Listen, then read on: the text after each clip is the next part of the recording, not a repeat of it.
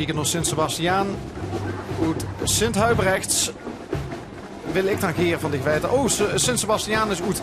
Heerlijk komt er direct achteraan.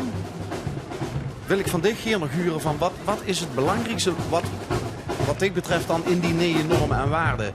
Zou je mogen weer meegenomen?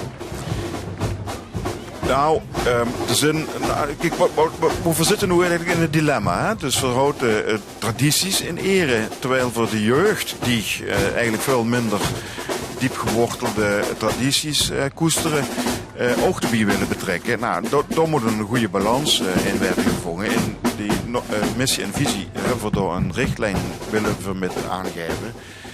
En ja, dan moesten, wat mij betreft, de kerk in het midden laten. Dat hebben charterie doen dat toch al keer. Maar dat moest het niet als een scherpslijper gaan doen.